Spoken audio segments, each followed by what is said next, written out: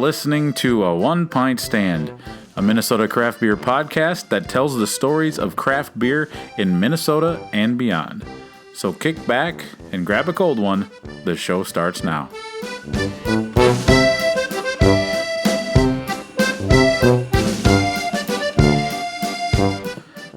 Hi, my name is Dan Bobian, and I write, produce, and host A One Pint Stand. I'm ecstatic that you're listening. This podcast has been a passion project of mine going back to 2016. And this is the second part of the first episode of 2023. And this episode features part 2 of my riveting beer conversation with Paige Latham Didora of Alcohol by Volume. Paige is a wonderful human being.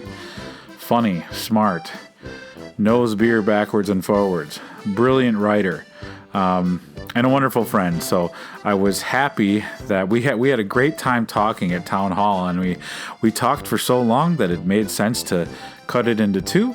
And this is the second part of our beer chat, is where we hyper-focus our conversation on Minnesota breweries, particularly ones that opened and closed in 2022. We also talked a little bit about which ones are on the horizon to open in 2023. We spent quite a bit of time talking about Dangerous Man and some of the changes that are afoot there. So, a lot of great content. Don't go anywhere. I love sitting down with Paige to talk beer. She has such wonderful convictions and insights when it comes to the beverage and the industry. So let's go out to Town Hall in Minneapolis for the second part of our beer conversation on A One Pint Stand. Cheers.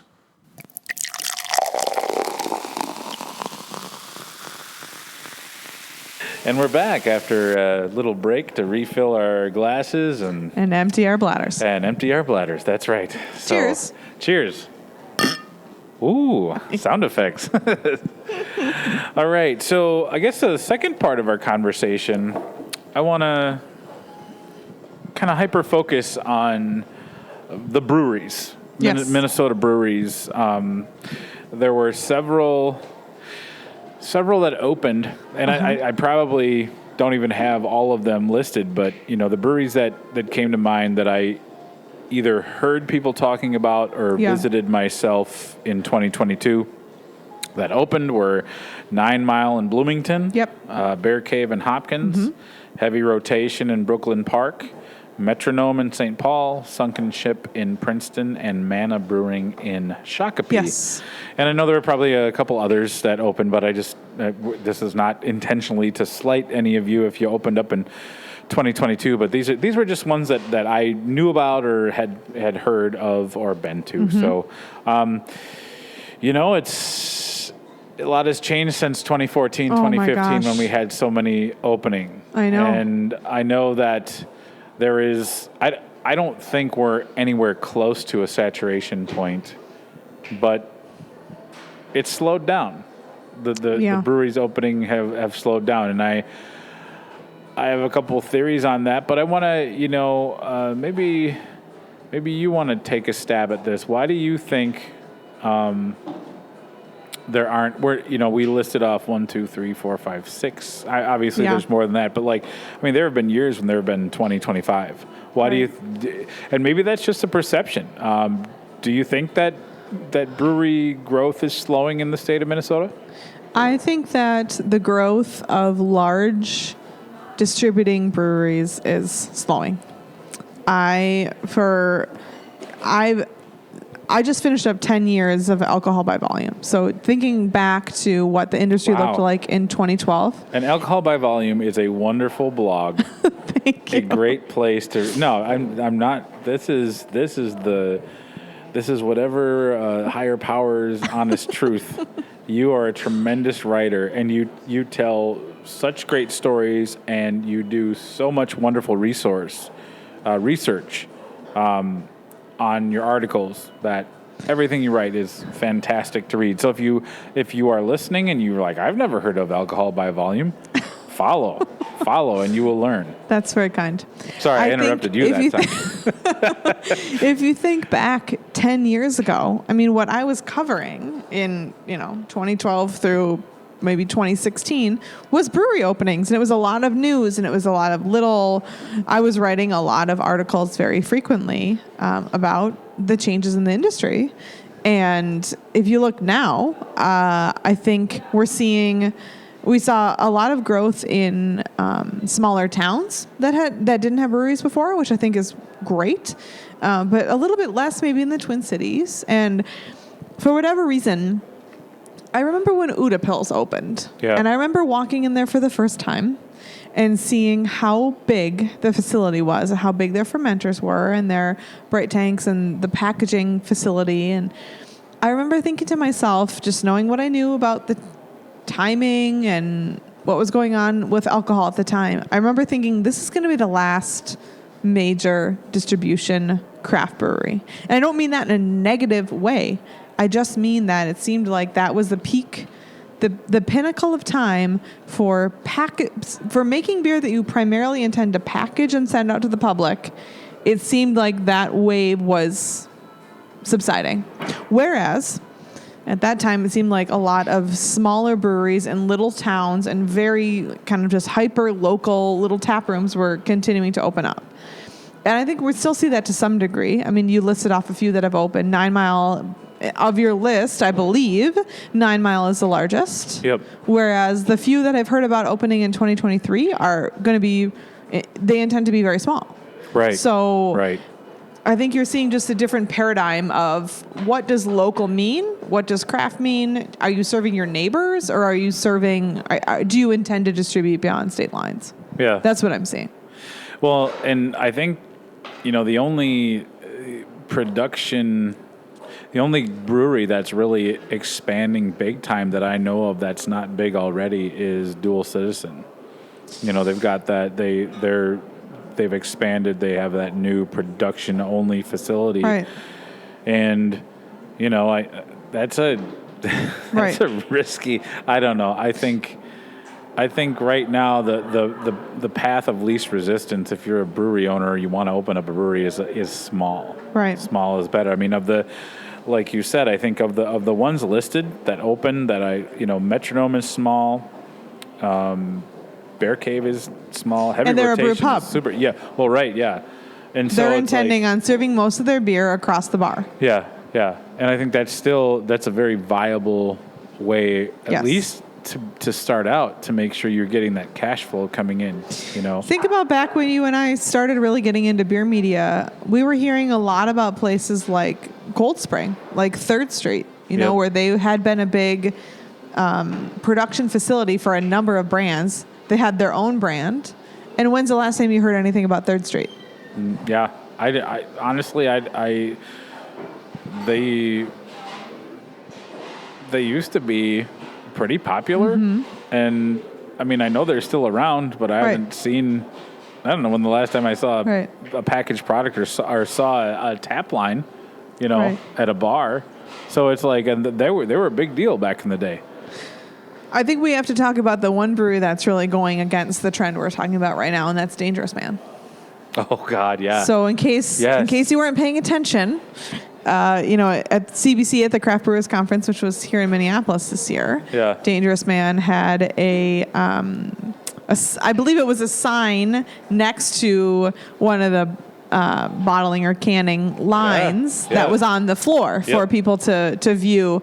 So it became obvious this spring that Dangerous Man was going to get into packaging, and that means selling their beer through liquor stores rather than their model that they've used for 10 years up until now, which has been to only serve beer out of their tap room and make themselves into a little bit of a Girl Scout cookie situation where you want to go and visit and get what you can.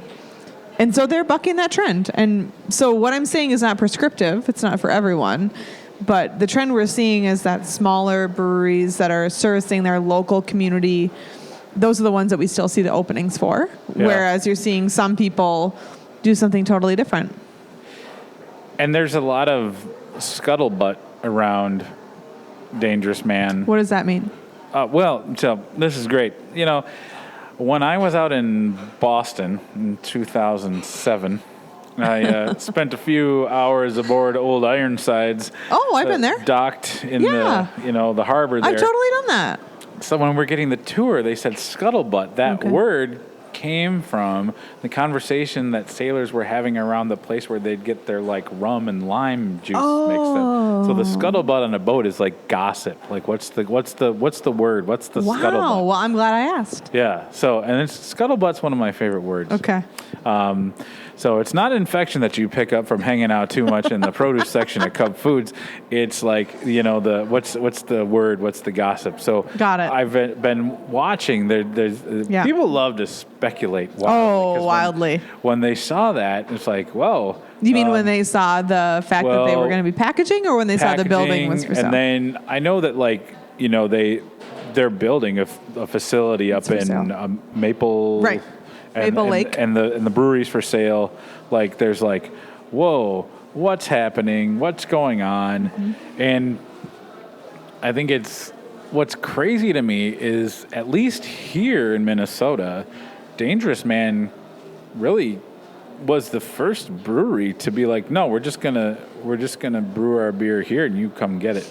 We have no intention to package. And I was like, wow.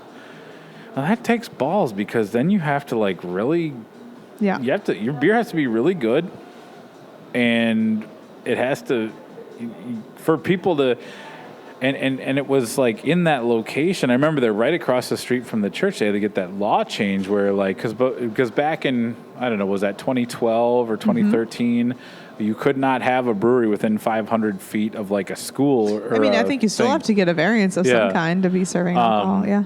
And so that was fairly unique. Right. Like most of the places that were opening back then definitely had their sights set on, like, well, we're going to be distributing and canning and all that stuff. And I don't know where it stands now. I've heard a lot of different things about the what's really happening. My question is that, so if you are somebody who works at Dangerous Man now and they move up to Maple Lake, are you?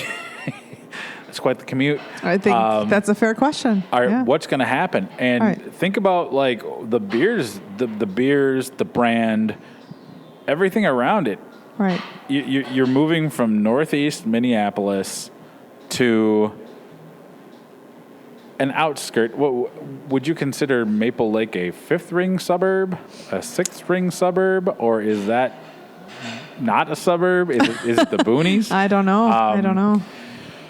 So, but you already have such a loyal following, and there's pros and cons to both models. I mean, what's striking to me is that they were so focused and intentional about being taproom only, and now they want to distribute. And I think that opens up a whole new set of opportunities for them. And they have such a great following that there will be people who didn't routinely come to Northeast Minneapolis, who, not because they didn't want to, but now they have a better opportunity to try their beer. Well, I remember, but it's a very significant change. Yeah.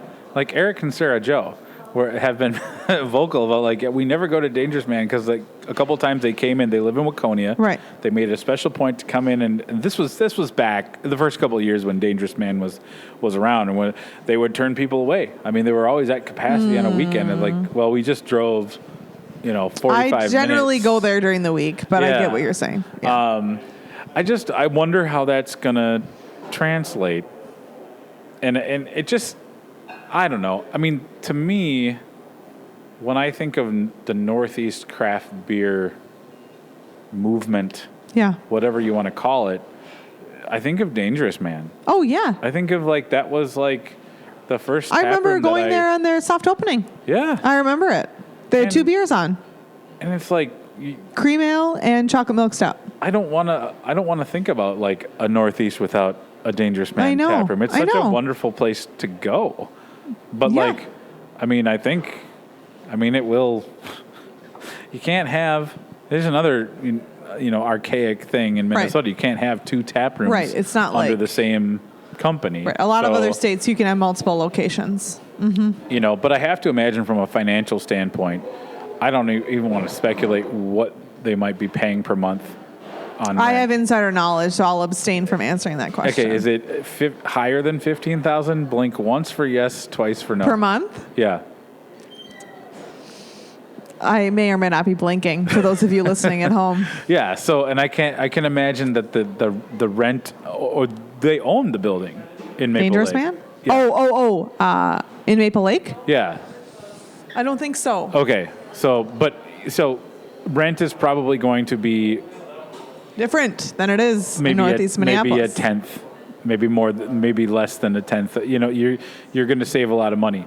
And so, but I just wonder. But it's an entirely different model. Now you can send kegs to restaurants. Yeah. Now you can have on sale and off sale. Now you can do a lot of things that they couldn't do, partially because of space. I mean, where are you going to put a canning line? Have you been in that building? Where are you going to put a canning line? Also, the structural integrity of that building is iffy. I also have insider knowledge about that. Yeah. So it's just But crazy. I'm happy for them. I think it's a new era, and I think we all wish them the best. I mean, there's no question that we love Dangerous Man and what they're doing, and it's going to be a significant shift if and when that completely occurs from one extreme to the other in terms of a model. But so I know it's for sale. Is there a buyer yet that you know of? Not that I know of. I know that there was a lot of interest in the building. And I know that Rob and Sarah want to be really intentional about, who that building goes to and what the future of that intersection is. Yeah. And they're obviously keenly aware, I think we all are, of the development of that neighborhood and wanting to make sure that building is preserved and that a tenant or a buyer goes in that really appreciates it. And I hope that happens for them. Right. And it's so interesting because they played a pretty significant role in revitalizing that area. Yeah. It wouldn't be what it is without them. But now, I mean, you can go there and get your hair cut. Go shop for get some board gifts games, and get some books, have some fish and chips. So it's just interesting. Yeah. But like as all things are subject to change, right. You can't. And it's not like they're moving out tomorrow. Right. They have a lease, and they are very intentional people. And I hope that a buyer goes in who really cares about the neighborhood. And I don't know. We will all see together. If a Circuit City goes in, I'm going to lose my mind. If you thought people were upset when they came out with clear Pepsi. Oh my gosh. Yeah. So that's one of the big things that has been kind of bubbling, fermenting, if you will, in the local scene. So of the new breweries that opened up in 2022, which ones have you been to? I've definitely been to 9 Mile. Yeah. And I've been to Manna. Okay. My spouse has been to Bear Cave, as have many friends of mine. I have not personally. 9 Mile, we have a connection to. We know several folks that work there. They have a little bit of a Dangerous Man. Exactly, a little bit of a Dangerous Man incubator kind of thing happening there. I just ran into Alon when we were at Northbound. Yes, he was formerly of Insight, and now is a partner in 9 Mile, as far as I know. Like consulting. I think. Yes, right on the consulting side. Whereas Manna, to my knowledge, is a total startup. I don't know. I don't think that they came from another brewery or were, split off by any means. I was there in September, and really enjoyed a few of their beers and did not enjoy others. It was very hit or miss. Okay. Which was a bummer, but we were with a group of us and most of us enjoyed our beer, but it's a little bit of the minefield, which is not enjoyable to me as a consumer. Yeah. Yeah. Well, I think I think one of the reasons why maybe openings have slowed is that the bar for what is acceptable has been raised so much. If you think about the last couple of years with, places like Arbiter opening up, 9 Mile opening up, really Falling Knife, they all hit the ground running. I liked it when there were a lot more opening, but it was, you talk about, you use the analogy of a minefield. There were so many places where they were like, we were suckers for paying for beer. Oh yeah. Because we were like test subjects. They had no clue what they were doing. Yeah. And so now I feel like that bar is raised, and maybe that is probably a reason why people are like, well, if you want to flush 6 figures down the toilet, right, there's a lot of easier ways that are right. not as stressful. So I think that is probably a reason why, you want to make sure you're not just getting somebody who graduated from a 15-gallon homebrew setup. Right. You want somebody... Not to say that there aren't very talented homebrewers. and there are. Tom Berg is one of them. You mentioned him earlier. Right, exactly. And I was just going to reference, there's a ton of homebrew clubs that have produced some amazing huge. brewers. Venn, Falling Knife, Lupulin, Spilled Grain Brew House. You could go on and on. But now I feel like the public is way more discerning, and that's a good thing. I agree. People know more about beer.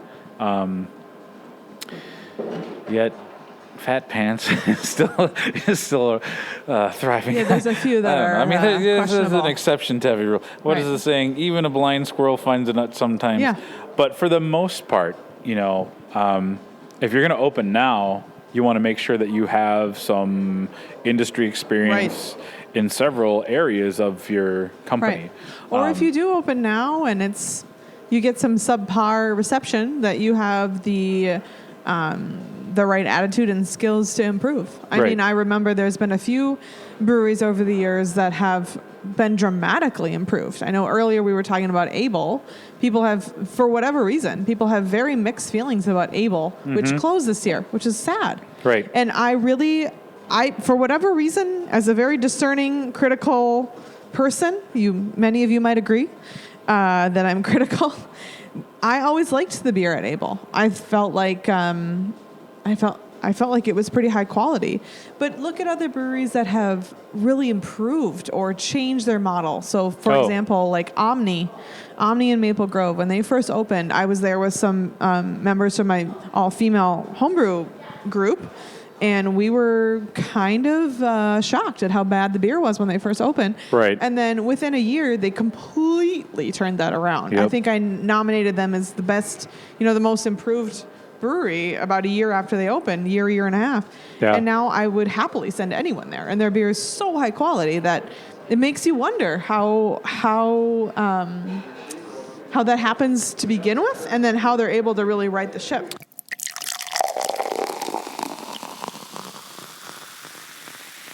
Hey, thank you so much for listening. Hopefully you're enjoying a One Pint Stand. My aim with this podcast is to really get out the word about what's happening in the Minnesota craft beer scene and beyond. Enjoying craft beer is a passion of mine, and I love chatting about it with other people.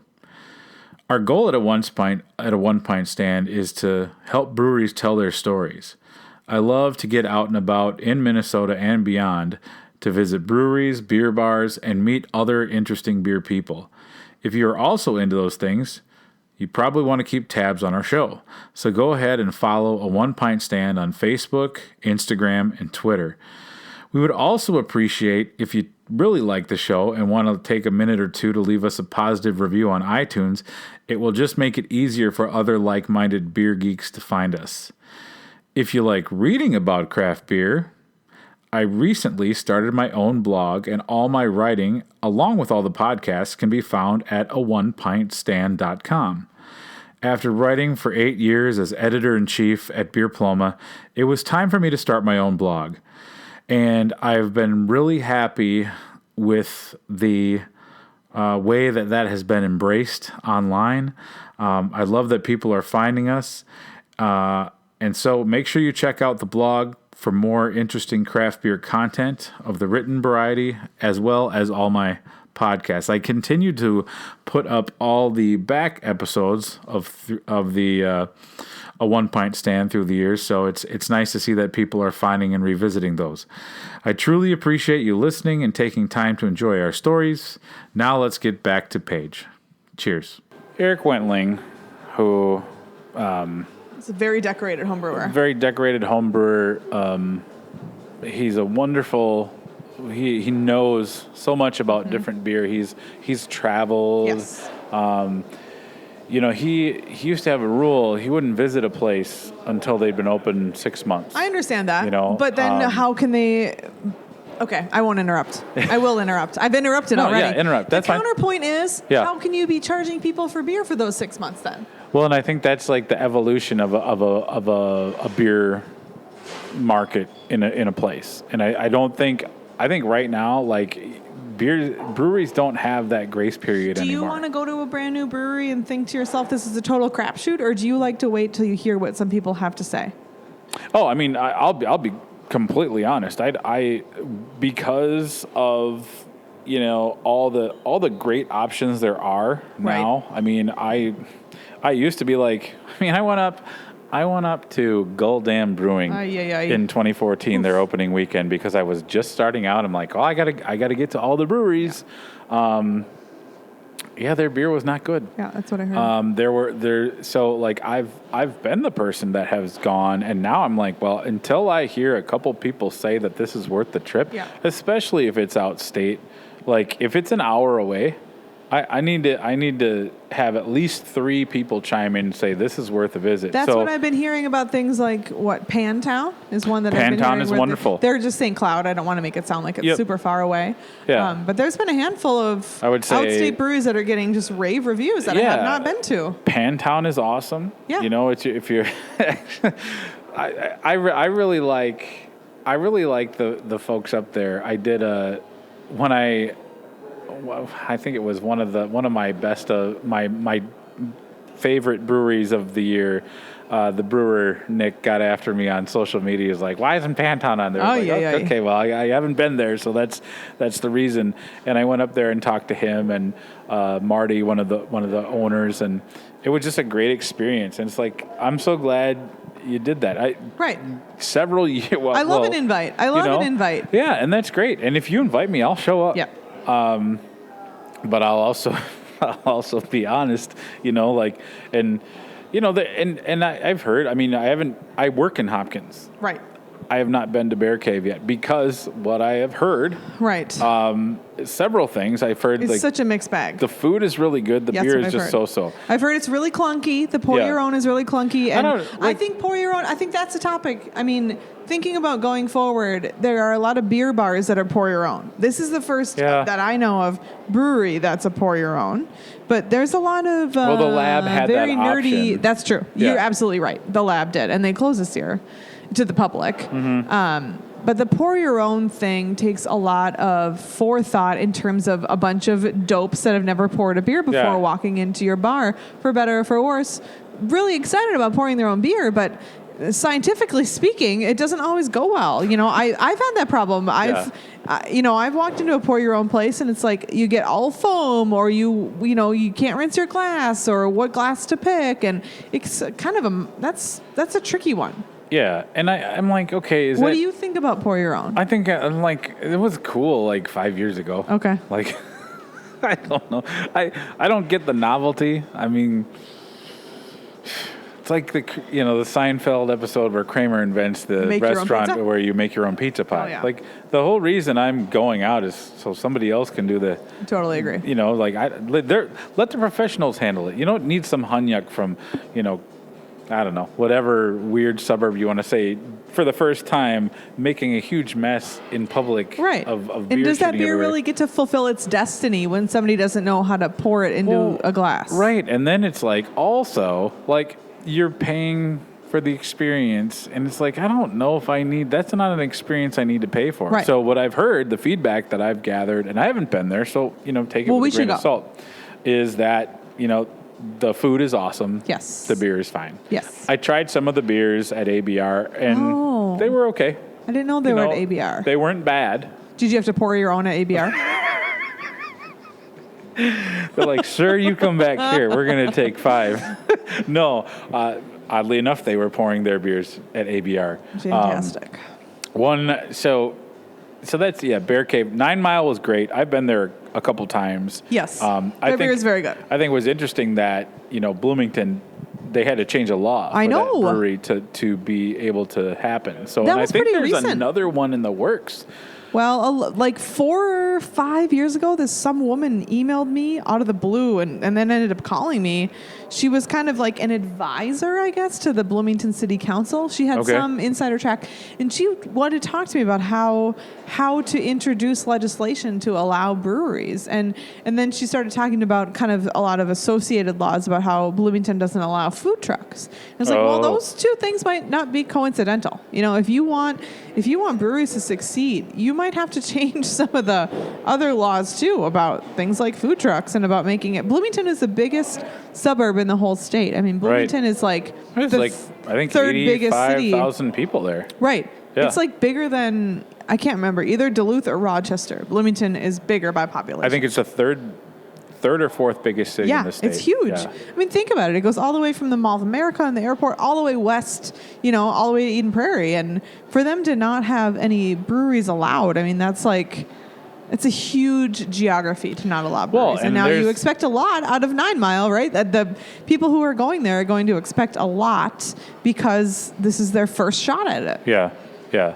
Well, and I mean, if they got a brewer with a lot of wonderful industry experience. Right, Their John assistant Lengang. brewer has wonderful industry experience. So the bar was set high, but it did not disappoint. I agree. I think I've been there 3 times since they've opened, and each time I've really enjoyed what I've had.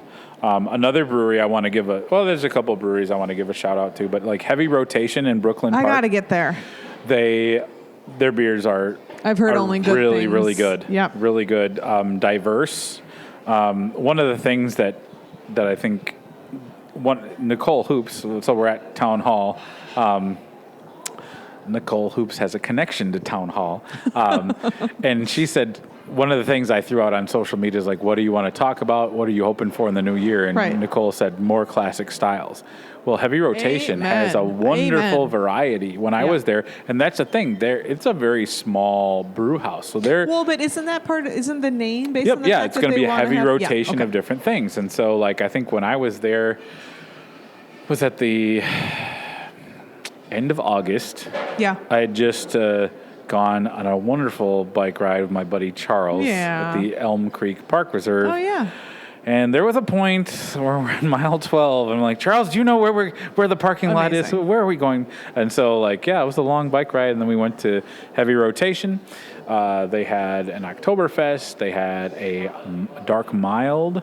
Ooh, I love a Dark Mild. And every single beer we had was really good. So I would say if you haven't been to Heavy Rotation, give them a try.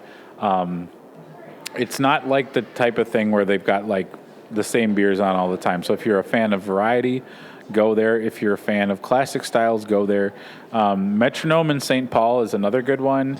They took over the space that was previously occupied by the one from Long Lake. What was it called? Why am I blanking on the name? You're talking about in this building right by the Saint Stadium? Right across from the Saint Stadium. Oh, I'm thinking of the other brewery that was there. What was the other brewery? No, not 12 Eyes. Are you thinking of 12 Eyes? No, there was one that closed before 12 Eyes. Oh my gosh, you guys. Somebody's yelling at their phone. This is the wonderful, why You're can't I think about of it? So Heavy Rotation went into the space that shares a space with the restaurant and or Metronome and oh my gosh. In right across from in Lower Town. What is it? It's right on the tip of my tongue. Not Shram. No, not Shram. It's Yep, Birches on the Lake. Yes, thank you. So we got there. You're saying that Metronome took over the Birches on the Lake space, which is right by the Saint Stadium. Right by the Saint Stadium. But do you remember there was a brewery that closed a few years ago that was even closer to the Excel Center that was it was Great Waters? 12 Eyes, no. Oh, Stack Deck? Yes. Okay. I'm sorry. Yeah, Stack Deck. So when you said that when you said that Metronome went into the space where Birches was, I was surprised because in my mind, I was thinking about the space where Stack Deck was. Oh, yeah. No, Stack Deck closed the year before. And there's not a brewery in there anymore. No. Okay. And there's not a new brewery in the 12 Eyes space, which was one of my favorites. So there's going to be. Okay. I really liked 12 Eyes, and I was sad for them that they closed, and there was a lot of too. I think parking was a challenge. Parking was a pain in the butt. The fact that they were like kind of on the garden level was a challenge, but their beer was always really good. I never had a problem with their beer. It was the first time since I'd been following the Minnesota beer scene that like a brewery closed not because their beer was bad. Yes. And like, wow. But they had their financial issues when, and this is public record, but like when they closed, they owed over $1 million in taxes. I know, and there was a lot of, I knew a little bit about it, but it was pretty tragic. Yeah. But I did not know that Metronome was in the Birches space. I was picturing them as further west, so that's interesting. Yeah. I need to get there. So here's the thing that I love about Metronome. There's several things I love about Metronome. Their beer is pretty solid. Okay. Their brewer, Kevin Welch. Right. And their owner, one of their owners, there's two owners. One of them is a amazing musician I heard who has music connections. Yes. Okay. Yes. And one of the few breweries in the state of Minnesota that is black owned. Okay. Metronome is? Metronome. Yep. One of the co-owners. That's good to know. So, and their proceeds, a lot of their proceeds go to fund youth and music. Yep. And not just youth and music, but underrepresented youth and music. So making music more accessible. And they have a lower level Fingal's Cave where they're always having these amazing musical acts. I know. One of I'll plug a friend of mine, George Dornbach. His band is called Fresh Milk, and they played at Metronome several weeks ago, and I wish I could have gone to the show, but knowing that bands of really high caliber are playing in a really laid back, nice brewery environment definitely makes me want to go. Wynton Marsalis was there. Really? Yes. When was that? This was like a couple months ago. Wow. It was kind of like hush hush and because that was like through a connection. I heard that this place was opening, and I had emailed back and forth with the owner, one of the co-owners, Bill. And he's like, yeah, for our opening, we're going to have a pretty big deal, musical act. And then they just opened. They didn't have like a grand opening. They opened, and I happened to go. This was towards like end of February last year. And the beers were good. Yeah. I've been 3 times, and each time I've enjoyed what I've had. Yeah, I definitely want to check it out. That's good to know. It's a good place to keep your eyes on for like kind of an unexpected act like that where you could go for a reason and bring your friends and enjoy it. It's a wonderful cause too. Yes. And also, fun fact, Bill has encyclopedic knowledge of Lord of the Rings. Really? Yes, we got talking because he has a tattoo on his forearm. That's in Elven. So that's pretty cool. Good to know. So Metronome is cool. And then there's a couple places that I haven't been, but I've heard some good things about. Is that you mentioned Mana Brewing in Shakopee, so that's pretty close proximity to Shakopee Brew Hall, which I really like. I think it's just a little bit east of Shakopee Brew Hall, like towards RAR. Yeah. Yep. And then they've got Badger Hill down there, so you can do a 3 And Badger for Hill's one. aren't they getting a new location? Oh, are they? Yeah, they're moving. I did not know that. I don't know if they're completely moving, but their tap room, I believe, is moving towards Canterbury Park. Okay, that'll be good. Yep. And then Sunken Ship in Princeton. Yeah, I've heard a couple people say that that's pretty good. Okay, all right. So I got to get out. They opened right around the time of All Pints North. Oh, really? So since the summer. Yeah. And then, like I said, I'm sure there's more breweries that have opened the last year, but these were the ones that were kind of in the front of my mind. But if you're listening to this and you have opened up a brewery in 2022, please tell us. Shout out, get at me on Instagram and let me know because I'd love to come visit. Now let's. This is a little bit of a downer, but there were also some breweries that closed. That's true. In 2022, and. So this, again, there might be more than this, but it was Tin Whiskers in St. Paul, Paw Print in Chatfield, Able Seed House in Minneapolis, Rock Bottom in Minneapolis. Yeah. And while they're not closing, they're kind of changing. A-Side Public House is going to be switching from a brew pub to just a restaurant. It's a really cool place. They're in an old firehouse just a couple blocks off of West 7th. Yeah. But they just decided that the brewing wasn't going to be viable, which is unfortunate because I went there and the beers were decent. I was like, oh, this is really cool. And the food is good. I'll have to check it out. I have not been. But, I don't know. Of all those breweries, Rock Bottom had kind of an interesting role in the history of craft beer in Minnesota. They've been around for a long time. Oh, yeah. They'd had some pretty big deal brewers kind of come through there. Yep. And they have obviously multiple locations throughout the United States. So it's interesting to see. So they're in a lot of other cities. So I wonder if because I know there's one in Denver, there's all over the place. I wonder how those locations are doing. Right. And the Paw Print one in Chatfield, I heard that was like a really cute little place, and I don't know what happened there. My friend Jim Stroner had been there, but I don't think I'd ever had their beer. Okay. Yeah. The one for me that hurts is the Tin Whiskers. Yeah, you were a big fan. I like that place. They had some wonderful people that worked there. And I feel like that from the early on, there were 3 owners, and 2 of the 3 owners really didn't do much. Really? And I feel bad for the one owner who really had to go above and beyond. Yeah. Because I think that, again, they didn't close because their beer was bad. Yeah. I think they closed because the one owner was having to shoulder too much of the load and got burnt out. And I think that's really unfortunate because I think that they had some wonderful beers. The pandemic really didn't do them any favors. When not a lot of people went back to work downtown St. Paul, I think they relied on a lot of that happy hour traffic. Yeah, and that might be true of Rock Bottom too. Yeah. So I was bummed to see that they closed. And I know one of my really good friends bought a Mug Club membership, and he was really bummed. That's a bummer. Within walking distance. Yep. So Marcus, I share your Marcus sadness. Shoot. So, but shoot.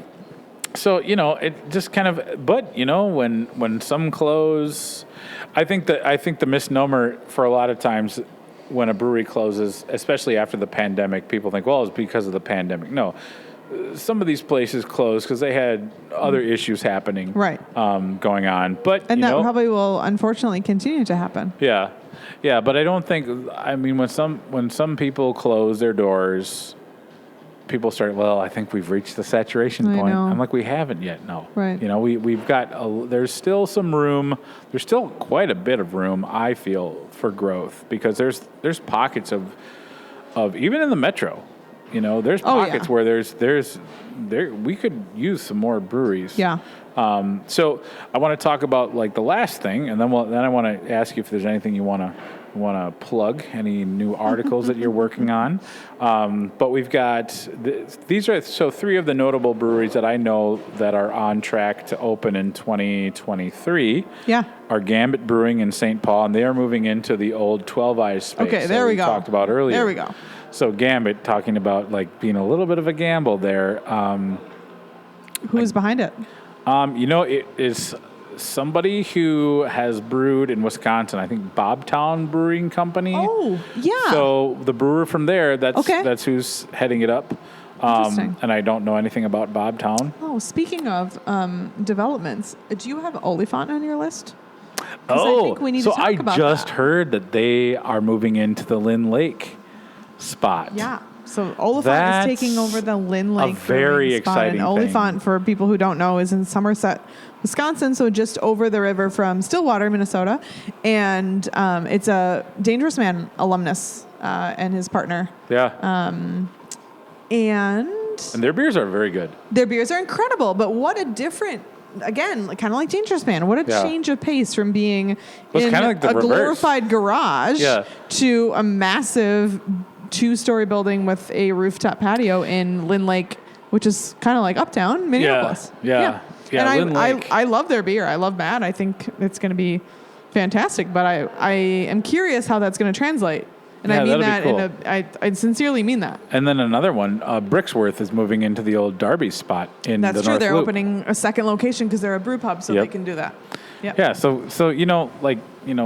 one door closes, another door opens for some of these things. I think the one takeaway that we can have is that Minnesota will continue to be an exciting place for craft beer Yep. in 2023. Also, Hackamore Brewing is going to be opening up in Chanhassen, Yep. and then Paddlefish in is going St. to be Peter, opening which up I'm in St. shocked Peter. that St. Peter does not have a brewery yet. Yeah, I mean, big college town. being between Mankato and the Twin Cities, it's not that small of a town. I mean, I'm Right. surprised they don't have a brewery. I'm a big fan of their Irish bar there, Patrick's. Okay. I've been a longtime fan, and so I'm curious and I'm hopeful that Paddlefish will be high quality beer. Yeah. Yeah, and like I said, I don't know anything about that. I got a little bit of information on Hackamore. I know that they have, I mean, at ABR they had merch. So like, Really? if you're, It's got big 612 vibes. I think they, well, I think- T-shirts, I think- baby. Yeah, I think it'll be better than 612. You heard it here, folks. You heard it here first, folks. This is a unofficial One Pint Stand hot take. But I think their brewer has experience and has brewed award-winning beers at a previous location. Interesting. And so I think it'll be good. It'll be good for Chanhassen. They already have Chanhassen Brewing, and I think oftentimes, some competition is good. I know Chanhassen has some good beers, and then sometimes they get some inconsistent beers too. Yes. But I think that maybe push them, and that'll be good because I know Max is a very capable brewer at Chanhassen. So that's kind of exciting for the Southwest Metro. Yeah. And I don't know anything about Paddlefish. I don't either. So that'll be cool. Yeah. But yeah, I mean, there's things to look forward to in 2023. So Paige, I know we've mentioned this earlier in the show, but Paige is a wonderful beer writer. Anything you want to talk about that you're working on, or Thanks. Yeah, I just. do you have any irons in the fire? Oh my gosh. Well, my iron that had been in the fire for most of the last year finally came out of the fire the day before Thanksgiving, which was a piece I wrote for Good Beer Hunting about Sean Sherman and indigenous foodways and what native food means to food culture as a whole, and also tied it in a little bit with beverage. And on a related note, in a few weeks, I'm going to be going up to visit the first native-owned distillery, or at least to everyone's knowledge, the first modern native-owned distillery in the United States, which is Copper Crow.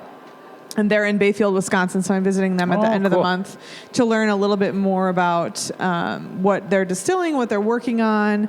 They have not only an interesting story in terms of being native owned and being on private land, but kind of adjacent to a reservation, but also the fact that they distill their one of their house vodkas and house gin from whey, which is a cool story. So the owner was at a conference out west and was approached by one of the people teaching at the conference and said, "Hey, you're from Wisconsin, and you should consider using products that are readily available to you, which would include byproducts of the dairy industry." Yeah. And so I want to learn a little bit more about how Kurt Vecina is the owner, and his daughter attended UW Stout and found some folks there that helped them perfect their process of distilling whey, which is, the liquid byproduct of making cheese, into gin and vodka. And I think that's fascinating. So I'm really looking forward to meeting with him, but that's more of a long game thing. We'll see what the story is. I don't want to predetermine what direction I want to go in, but I think it's fascinating. So. Awesome. That's exciting. Yeah. Cool.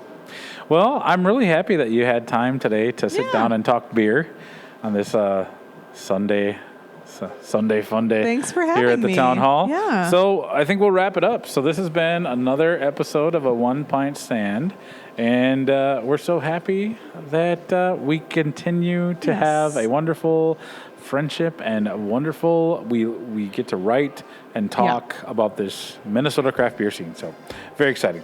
Thank you for joining us, and thank you all for listening. Thank you. Cheers.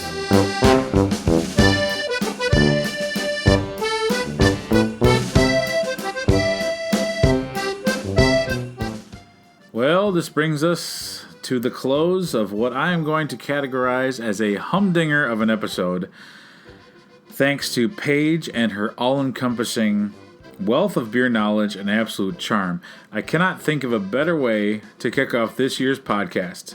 Now, coming up on our shows, you're going to hear a Lupulin Brewing Company Big Beer Week preview, a wonderful beer chat with several local brewers where we're going to sit back and kind of do not necessarily a State of the Union, but a free-form beer conversation. I think it's always interesting to hear the take of those with literally their hands in the grain.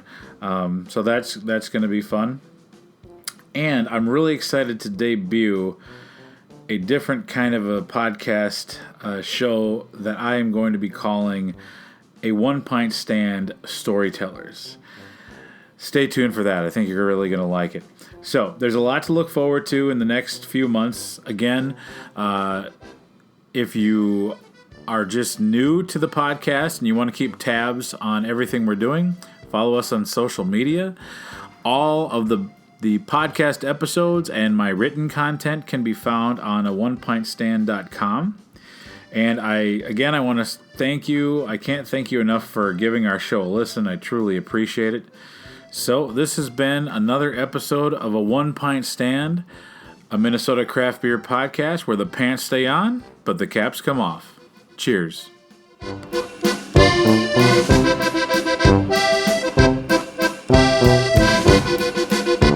I tried some of the beers at ABR, and they were okay. I didn't know they were at ABR. They weren't bad. Did you have to pour your own at ABR? They're like, sir, you come back here. We're going to take 5.